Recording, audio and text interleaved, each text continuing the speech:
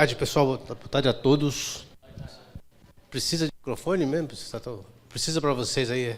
Precisa para eles gravarem lá. Tá, eu não gosto muito não, mas fazer o quê? Paciência, vamos lá. Eu soube agora há pouco que um colega não vai apresentar, a primeira apresentação não vai ser feita, então a gente vai começar seguindo a ordem aqui, né? E o segundo trabalho é o trabalho que diz respeito ao robô Pick and Place, tá? Então a gente vai começar com esse trabalho e logo depois o de Digital Twin. Só para deixar a questão de sequência e ordem, né? Vamos combinar 20 minutos com 5 de perguntas.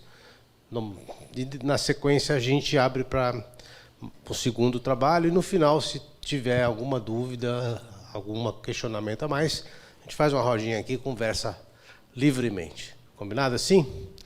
Então tá, eu vou pedir então que o pessoal responsável pelo trabalho de Development of a Collaborative Pick and Place Robotic Solution for Industrial Applications compareça aí. Salvo engano meu, é o trabalho que foi desenvolvido sobre a orientação da Marenice. E aqui eu tenho ainda o Josékson, Lucas, Paulo Vitor, Tamires, Tiago, Wesley, Tiago, Alex. É isso? Então tá, pessoal, bom trabalho. Vocês têm 20 minutos para fazer a apresentação. Olá, pessoal. Boa tarde. É um prazer estar aqui apresentando esse trabalho para vocês. Deixa eu ficar aqui do lado do meu... Fica melhor aqui. Bom, meu nome é Tiago. Nós fazemos parte da Task de Indústria 4.0. Nosso projeto é o desenvolvimento de uma solução Pick and Place, utilizando robôs de forma remota, robôs colaborativos de forma remota. Bom, a nossa equipe ela é composta pelo Lucas Moreira, Josékson Silva, Paulo Vitor, Tamires Alves, Tiago Alex, e nós fomos orientados pelo professor Vicente Júnior e pelo professor Renan Medeiros. Os nossos tutores foram a professora Marenice Carvalho e o professor Guido. Bom, a agenda do nosso projeto, da apresentação, vai ser... O próximo, por favor. Vai ser a introdução, o que é necessário de conhecimento para entender o nosso projeto, o objetivo do nosso projeto. Vamos responder as duas perguntas: por que utilizar um robô colaborativo com Python e por que arrumar um xadrez. Depois vamos apresentar a arquitetura do nosso projeto, como foi feito o nosso projeto, os resultados e a conclusão em cima dos resultados obtidos. Bom, próximo, por favor. O que é um robô colaborativo, ou um cobot? Robôs colaborativos, eles são máquinas capazes de fazer tarefas de forma automatizada, e ele é colaborativo por causa que ele pode trabalhar lado a lado com o ser humano. Diferente dos robôs industriais normais, ele não necessita de ter todo um protocolo de segurança, pois como os robôs colaborativos, ele já vem com... Como ele pode trabalhar com o ser humano lado a lado, então o desenvolvimento dele já é pensado para a segurança do funcionário que trabalha do lado a lado com ele. Por exemplo, se um funcionário bater nele, ele automaticamente para a execução da tarefa dele. Eles são muito utilizados pela precisão e pela alta produtividade deles na indústria. O processo de Pick and Place é muito utilizado na indústria para pegar um produto de uma linha e colocar em outra. Ou seja, nós realmente vamos pegar um produto de um lugar e colocar em outro. Nós vamos manusear esse processo, tem que ser feito de maneira precisa e com uma rapidez adequada. Próximo, por favor. Aqui está um exemplo de equipamentos que é Pick and Place, onde eles pegam um objeto, como vocês podem ver, um objeto pequeno, ou seja, eles desenvolvem sempre uma alta precisão, e eles pegam de um lugar e colocam em outro. O próximo, por favor. Os objetivos do nosso projeto. O nosso projeto ele tem por objetivo de organizar um tabuleiro de xadrez. Ou seja, vai estar as peças fora do tabuleiro e o robô colaborativo, o nosso cobot, ele vai pegar de forma remota as peças e vai organizar nas suas devidas casas, nas casas do tabuleiro. Objetivos específicos. Nós temos que fazer a conexão tanto do braço robótico quanto da garra, fazer a conexão dela via remotamente. Vamos fazer essa conexão via TCP/IP, que é o protocolo da rede, né?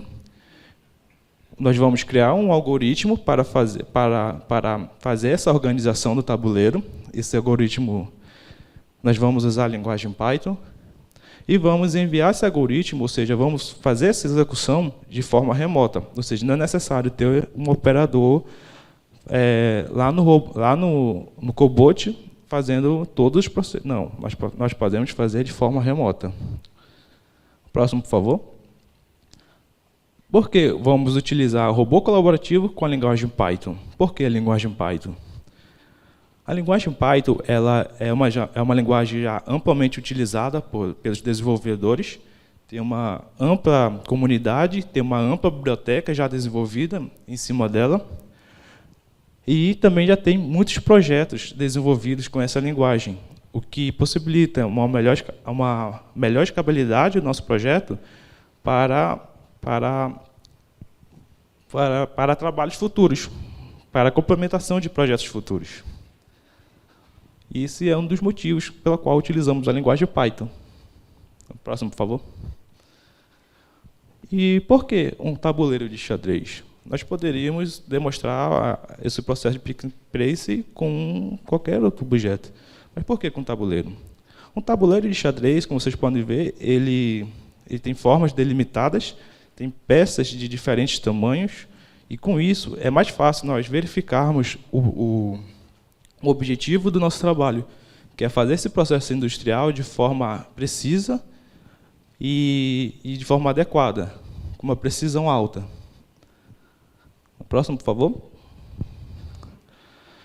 Agora vou passar para o meu colega, Paulo, onde ele vai falar sobre a arquitetura do projeto. Eu vou falar um pouco sobre a arquitetura do projeto, né, e como é que a gente começou a fazer. Primeiro a gente teve que fazer algumas instalações, né, nós fizemos a instalação da garra no braço.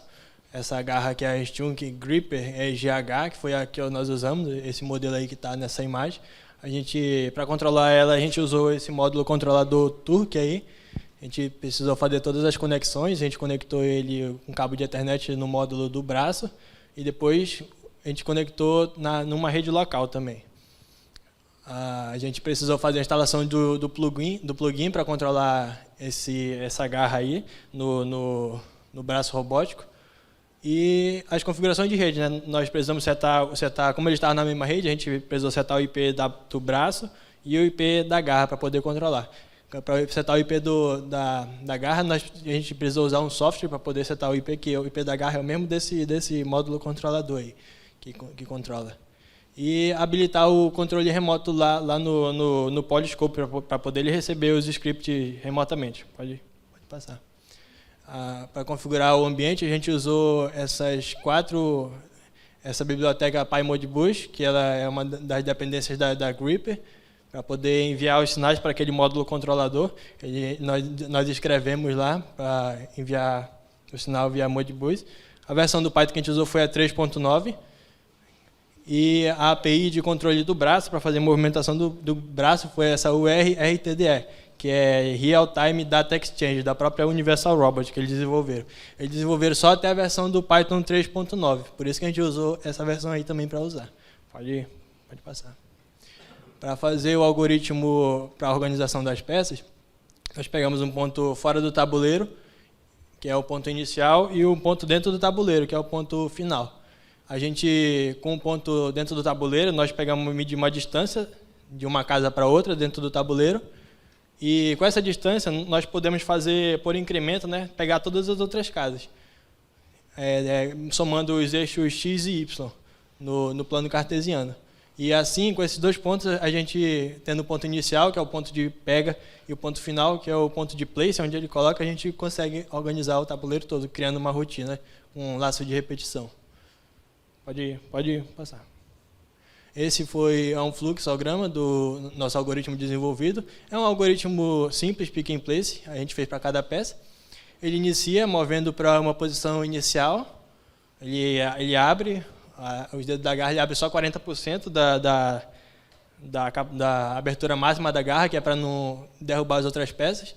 Ele move para uma posição em cima da peça onde ele vai pegar, ele desce, pega a peça, levanta de novo no eixo Z, move para a posição onde ele vai deixar a peça, move no eixo Z para baixo de novo e deixa a peça e levanta a garra novamente.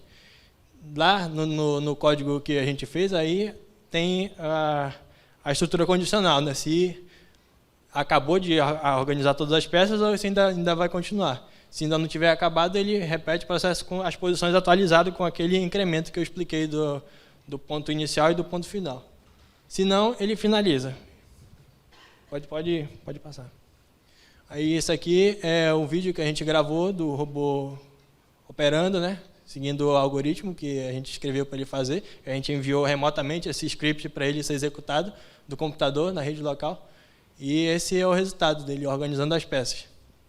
Pode passar. E esse eu alterei a posição final e inicial, aquela que eu estava mostrando. E quando eu alterei essa posição, ele fez o processo reverso. Então, o que nós podemos ver aí? Que com uma simples alteração na lógica, né, se a gente for fazer esse processo por lógica, sem fazer manualmente cada ponto, eu posso fazer o processo reverso, que demoraria um tempo grande, só alterando uma pequena coisa na lógica lá no código. Pode passar.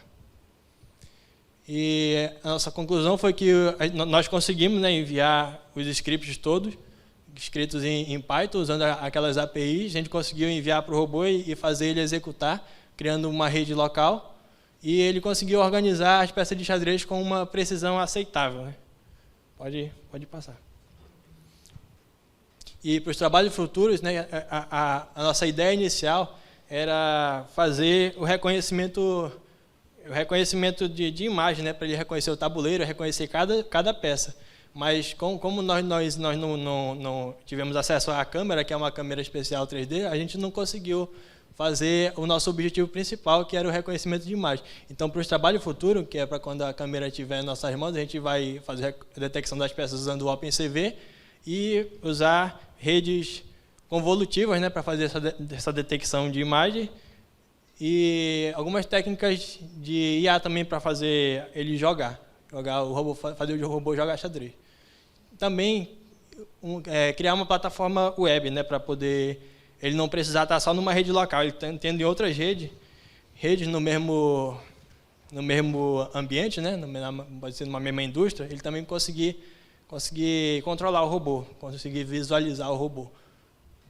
Pode passar. Essas são as nossas referências. Pode ir. E os agradecimentos, né? Nós agradecemos nossos tutores, o professor Guido e a professora Marinice, que deram os cursos de capacitação para a gente e acompanharam a gente, o professor Renan, o professor Vicente, o professor Lewis, que acompanhou a gente na apresentação, e os professores coordenadores, né? O professor Marli, o professor Cícero, e a equipe toda que possibilitou esse projeto para acontecer. Pode.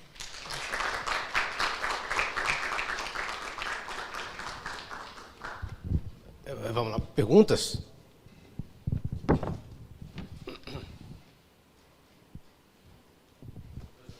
Fala.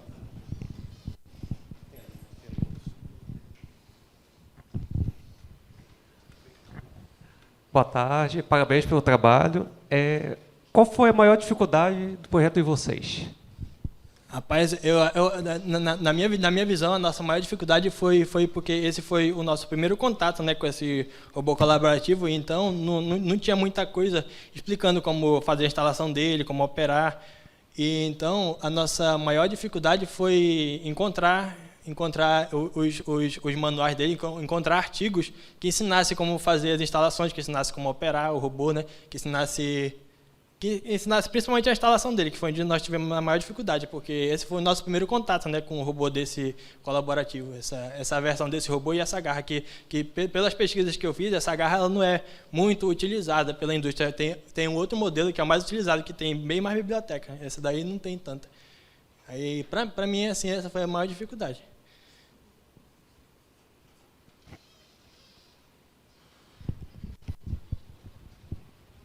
Mais alguma pergunta?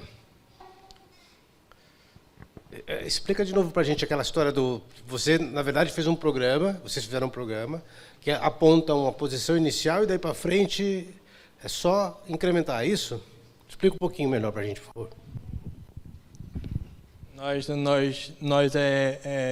pegamos uma posição inicial, né, que é fora do tabuleiro, onde as peças iam estar lá para ser executado o algoritmo de pick and place. Com essa posição inicial, que é a posição de pega, e a posição final, que é a posição de coloca, nós criamos um algoritmo, né, medindo a distância de uma casa para outra no tabuleiro de xadrez, lá na nossa posição final, que a gente colocou dentro do tabuleiro. Com essa distância de uma casa para outra, se nós incrementarmos, né, no eixo XY, que nós estamos controlando ele com referência à base dele no plano cartesiano, né, no eixo XYZ. Tem os eixos de rotação também, só que os eixos de rotação a gente não alterou. Então, com esse incremento da distância, nós podemos pegar a distância que a gente quiser dentro do tabuleiro, se a gente ter como referência, porque cada casa daquela tem uma distância, é a mesma distância de uma casa para outra, né? Então, incrementando assim lá no algoritmo, a gente consegue todos os outros pontos. Eu gostaria de perguntar e pedir para vocês me darem alguns exemplos que são similares a esse projeto com tabuleiro dentro de processos industriais, né, onde a gente vê muita atuação de braços robóticos.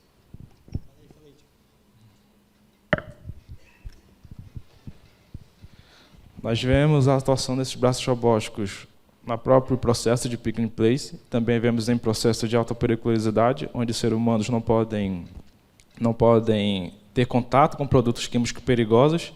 Então, muitas vezes, esses robôs ele pode fazer o manuseio desses tipos de produtos e dependendo da lógica utilizada, nós podemos também utilizar com visão computacional IA para decidir se o robô ele pode descartar ou não uma peça numa linha de produção. Então, existe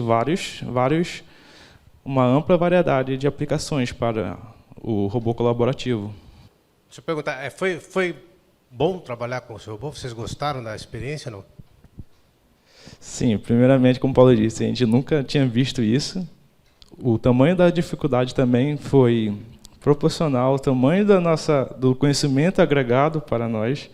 Então, quanto maior a dificuldade, mais conhecimento, mais esforço nós tivemos, melhor academicamente e profissionalmente vamos sair desse projeto. Então, para a gente, foi um projeto fora de série. Aí, pessoal, os colegas que querem aluno bom aí, é só pegar. O pessoal está disposto a resolver problema novo. Só para indicar para vocês, bem-vindos ao mundo real, né? No mundo real, a gente não tem a resposta nos manuais, a resposta na internet. A gente até tem alguma coisa, mas cabe a vocês, engenheiros, resolver esse tipo de problema, né? E parabéns pelo trabalho, parabéns principalmente para a Marenice, pela orientação direta, né, que ela fez com vocês. Obrigado, muito obrigado mesmo ao Oleilson pela orientação do ponto de vista de negócio, do ponto de vista de apresentação, de venda do serviço, e para a equipe toda aí pelo trabalho desenvolvido, vocês dois pela apresentação. Obrigado, viu, pessoal?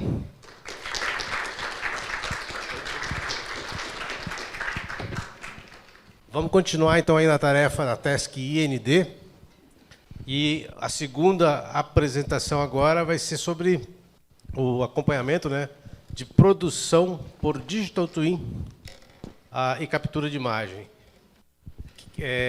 A equipe, salvo engano meu, vai ser tá com o Guido, né? O Guido como orientador direto, a Ellen, Júlio César, Poliana, Tiago, mais um Tiago Rodrigo, né? Vitor, e acho que está faltando um aqui na minha lista.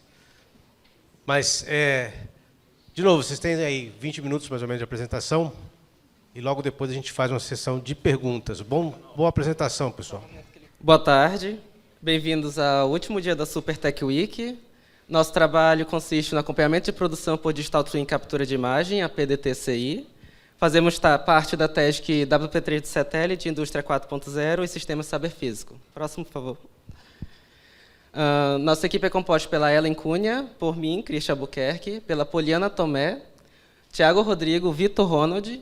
Tivemos como tutores professores Guido Soprano e Marinice Melo, e como orientadores professores Vicente e professor Renan Landau. Próximo, por favor. Aqui é uma agenda geral do que vamos tratar hoje, que é uma introdução, a arquitetura da nossa planta, as tecnologias que utilizamos, a arquitetura do nosso sistema de Digital Twin captura de imagem, os resultados obtidos, a conclusão e trabalhos futuros. Próximo, por favor. Bom, primeiramente, boa tarde a todos. Vou ser breve explicando o que seria a Indústria 4.0. Bom, o objetivo da Indústria 4.0 é como, vamos dizer assim, criar uma nova maneira de fábricas inteligentes e conectadas. Aí a gente se pergunta, como assim? O que isso tem a ver com o que a gente vai trazer aqui? Bom, o que isso proporciona a gente? Proporciona mais ou menos assim. A automoção industrial, ela tem o intuito de integrar a inteligência artificial, robótica, inteligência das coisas, e computação em nuvem. E isso a gente vai ver no decorrer da nossa apresentação e do nosso projeto. Próximo, por favor. Bom, nesse contexto de indústria 4.0 está a nossa persona, que pode ser um gerente responsável pela gestão geral da empresa ou um técnico responsável pela manutenção dos equipamentos.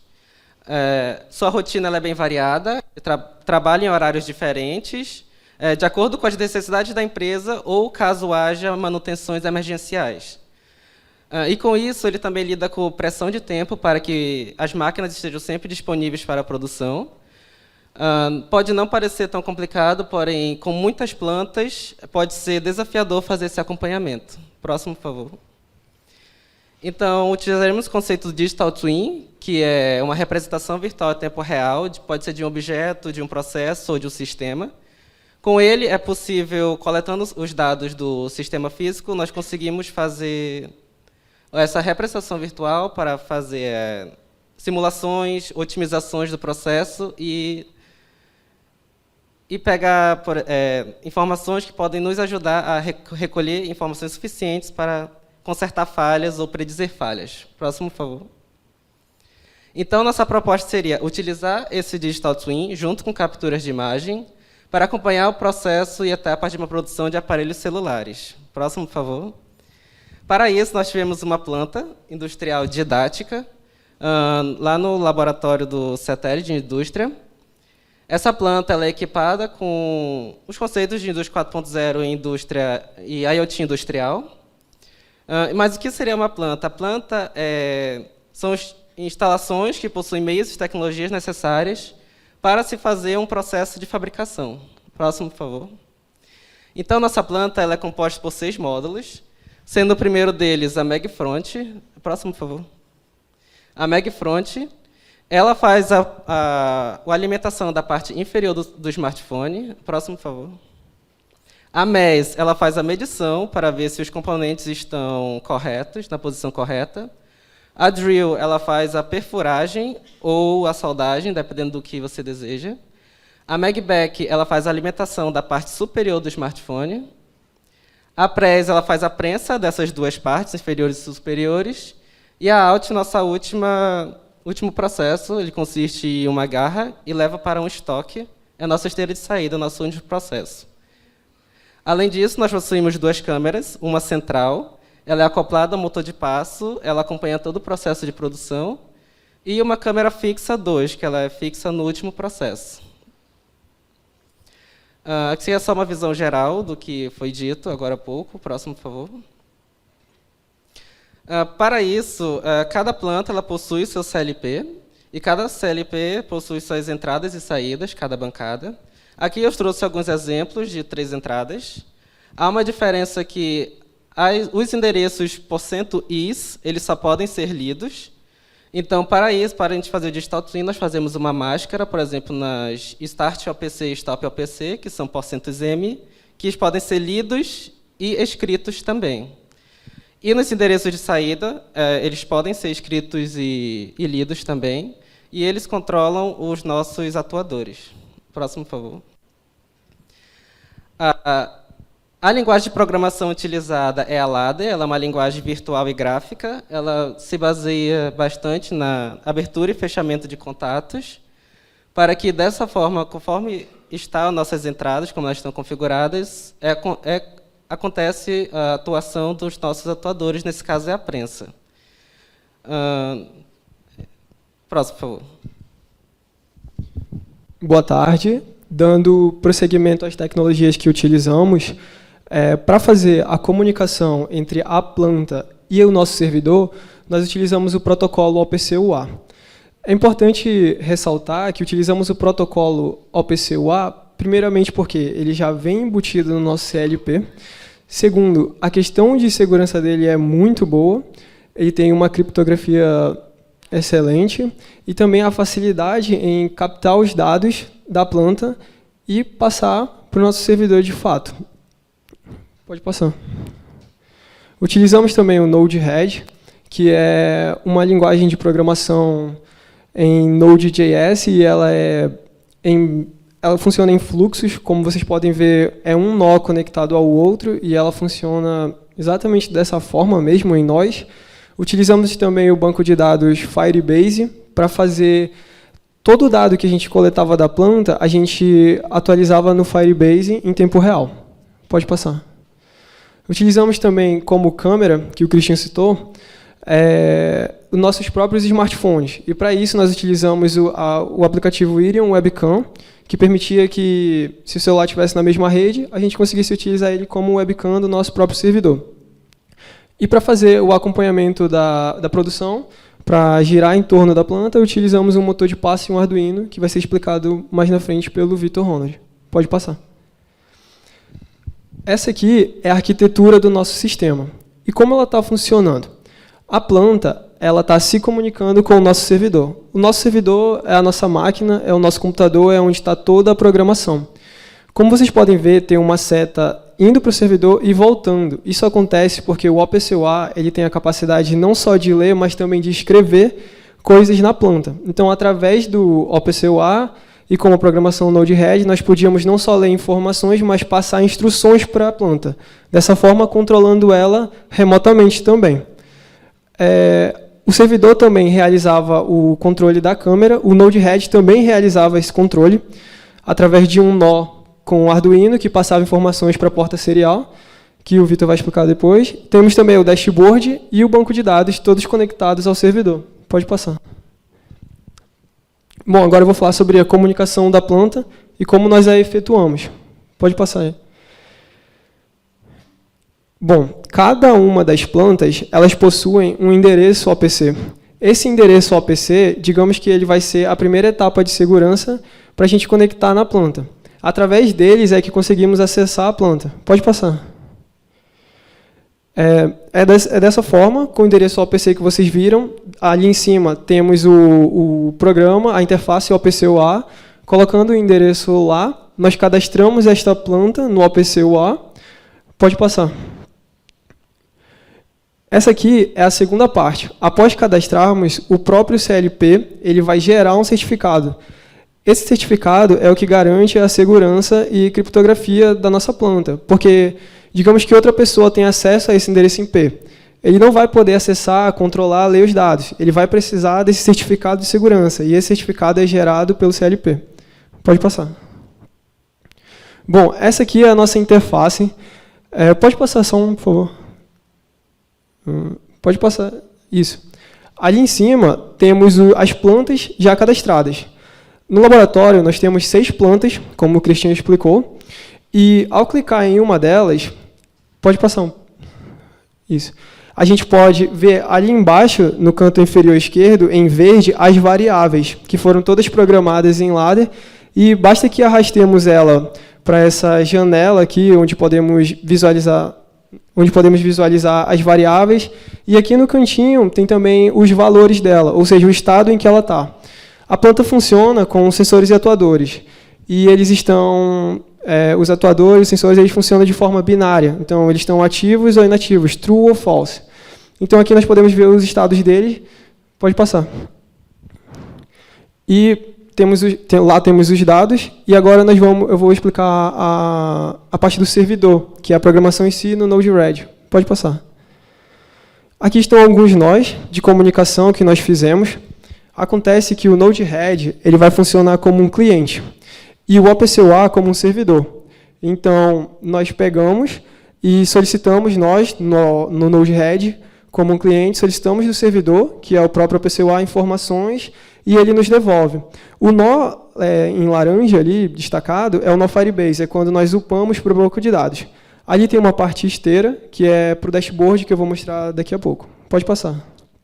Que eu vou falar agora sobre o dashboard, que é a parte principal do nosso projeto, é onde tem a visualização e o monitoramento. Pode passar.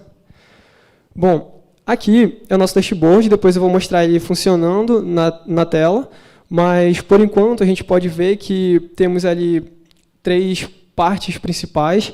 Ainda temos os botões, que eu vou poder mostrar depois, que controlam a planta específica.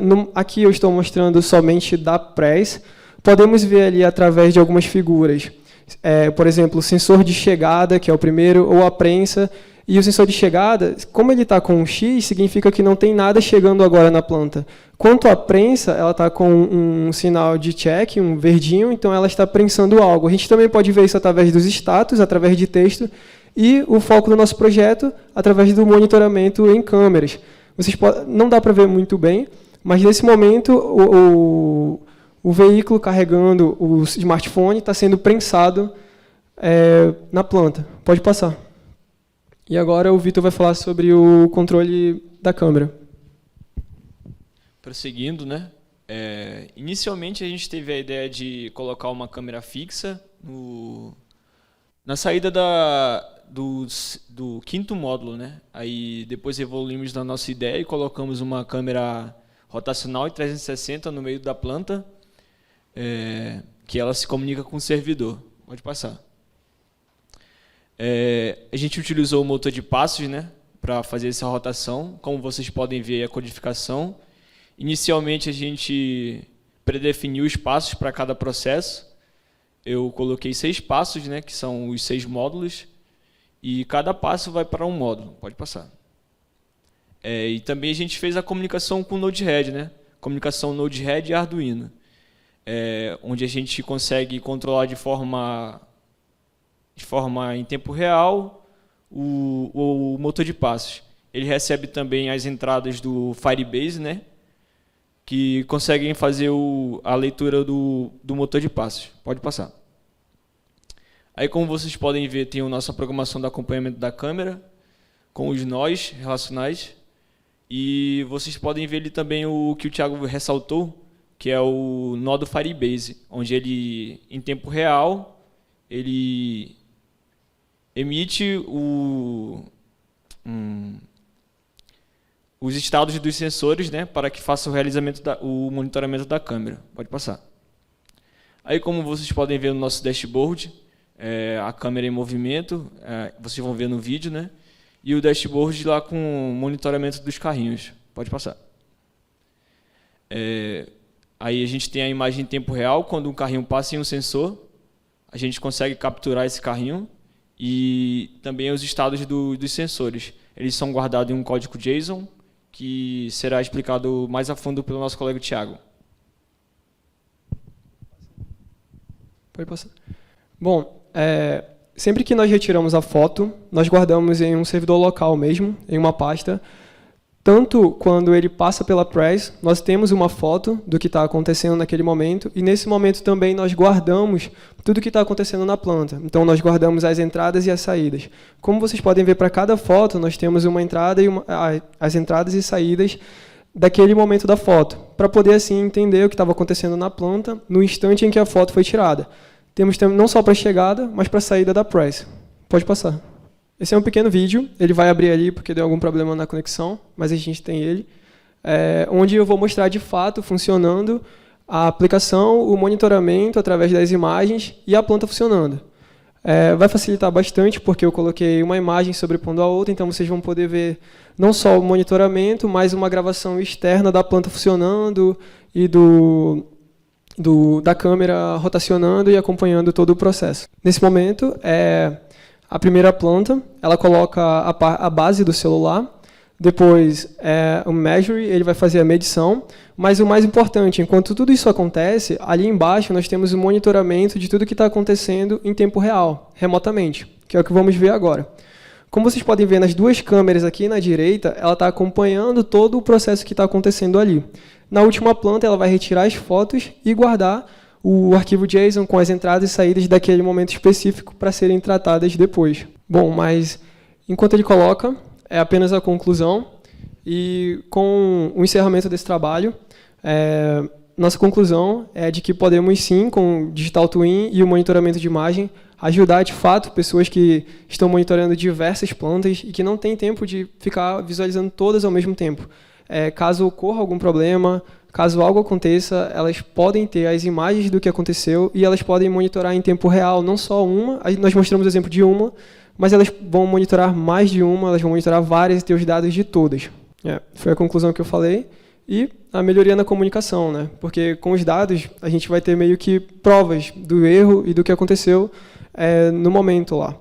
Em questão que a foto capturou e supondo que faltou uma peça ou algo deu errado, a gente vai ter não só os estados de entrada e saída, mas a imagem do que de fato ocorreu. Pode passar.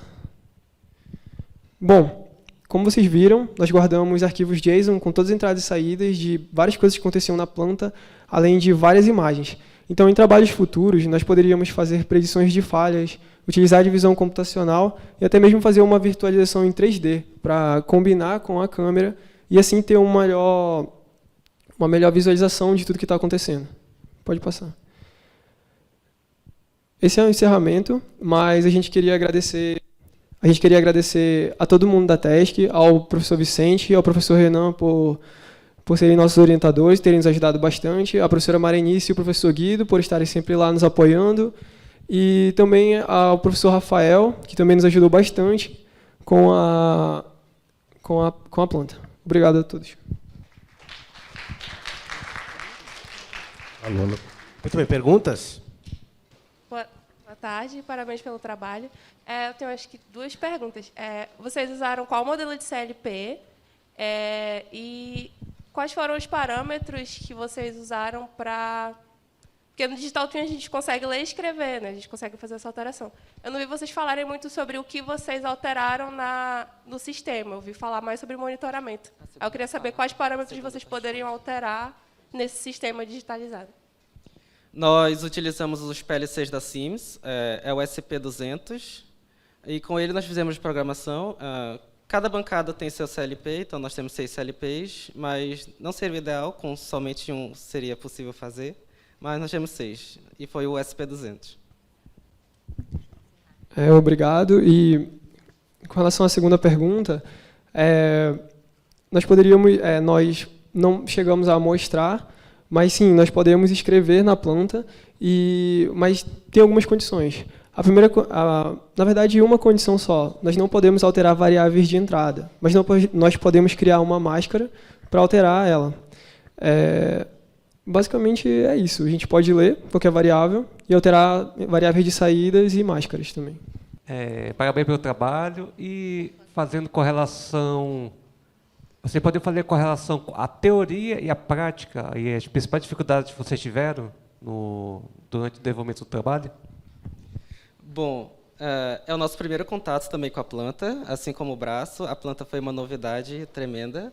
Já tínhamos conhecimento, como, por exemplo, da linguagem ladder, porém nunca tínhamos trabalhado de fato com CLPs, com a planta completa, seus atuadores. E ver isso funcionando em tempo real é incrível. Além disso, conseguir incrementar ainda mais com a ajuda de câmeras, motor de passos, foi a parte mais especial assim, do projeto. Complementar um pouco aqui do que o professor falou, né? Também sobre a discussão de a gente tem uma visão fora, né, do âmbito acadêmico, por exemplo, a gente que já vem da parte da indústria e vê quanto isso realmente, se for levado à frente, levado adiante, pode levar melhorias também para dentro das indústrias, né? Que é isso que a gente está buscando, melhorias contínuas e avanço na tecnologia. Facilitar a comunicação e tentar meio que a gente colocar ainda mais pessoas dentro dessa parte tecnológica, né? Que é o que a gente está precisando agora. Então, ver que o projeto que a gente fez pode trazer inúmeros benefícios, tanto para a parte empresarial, obviamente, economicamente, a gente sabe que isso é perfeito para a indústria, e como também para aprendizado, que agrega ainda mais para a gente aqui do Super ou das outras comunidades acadêmicas que a gente já conhece. Mais alguma pergunta? Queria perguntar algo parecido quando o outro grupo. Vocês aprenderam bastante, né?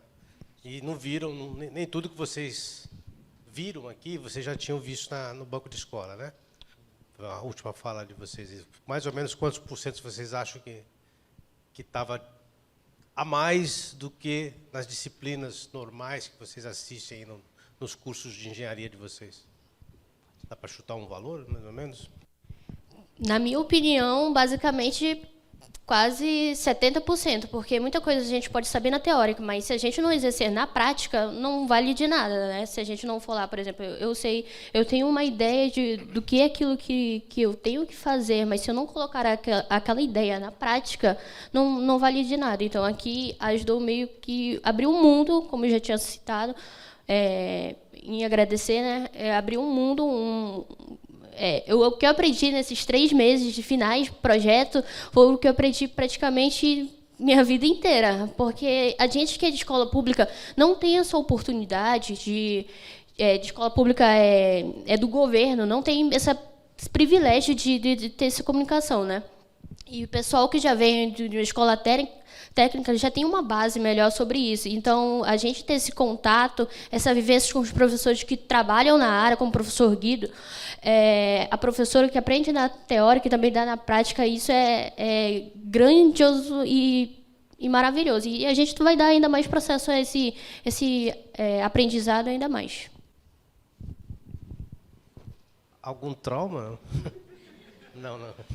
Nenhum trauma, assim, do tipo, essa disciplina nunca mais, essa área do conhecimento não quero nem ver mais, não, né? Não, professor. Na verdade, pelo contrário, isso mostrou para a gente como funciona de fato e, na prática, parece bem mais simples do que realmente é na teoria, né? Na teoria, a gente vê muito texto, muita coisa, e quando a gente vai ver na prática funcionando, é muito melhor, a gente aprende melhor. Então, foi muito bom, didaticamente falando, também. Tá bom. Mais alguma pergunta da plateia? Se não, deixa eu só registrar aqui, que eu esqueci do Christian, do time, estava faltando o Christian, né? E registrar aqui também um agradecimento especial de novo ao Guido, como orientador direto aí de vocês, assim como a Marinice foi do outro grupo, a todo o time, que aí que trabalhou bastante, foi um pessoal bem fácil de trabalhar, e principalmente o meu colega Renan, que acompanhou esse tempo todo, esse 12 meses todos com vocês. Ele foi de braço direito, esquerdo, às vezes até o pé direito chutando, quando foi preciso também, né? Muito obrigado a todos aí que estiveram conosco nessa caminhada, né? E aí alguns de vocês vão continuar conosco, o Guido, Marinice, com certeza, a Sabrina, que está chegando agora, seja bem-vinda, e que esse ano que vem seja um ano muito, muito bom para essa tarefa. E vocês todos que participaram com a gente e que gostaram do tema, são bem-vindos para voltar em PIBIC, para voltar em mestrado, voltar em doutorado, voltar em trabalho de final de curso. Parabéns para vocês todos. Assim, só para terminar, eu escutei falar que o Renan vai pagar uma pizza para todo mundo depois. Né?